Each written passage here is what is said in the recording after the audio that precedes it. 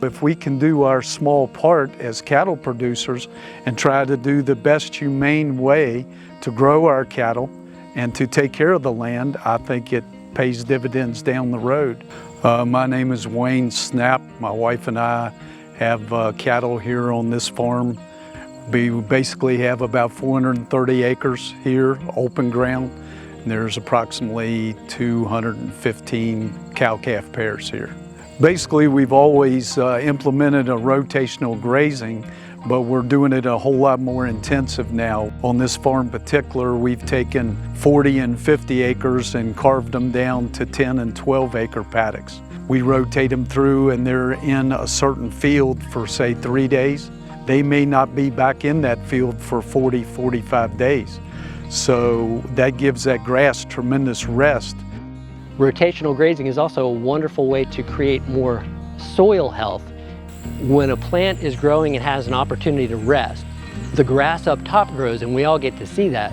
We're also getting deeper roots when you've got healthy soils and you've got deep root systems. When you get that rain, water can be stored in the soil. So you want to capture every little drop of rain that you can get.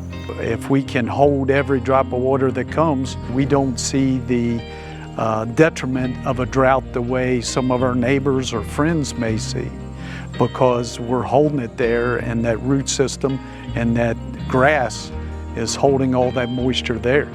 We've saved tremendously on the amount of feed we're having to put out there. So not only are the cattle benefiting, we're benefiting from the cost. For the environment, it's great because we don't have additional runoff.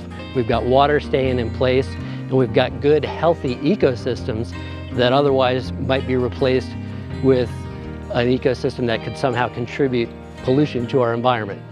We couldn't have done it to the extent that we have gone if we would have had to pay for all that ourselves. It's been a tremendous help, and it's a good program. It's incredibly important to have cost share available to farmers that are interested in implementing best management practices.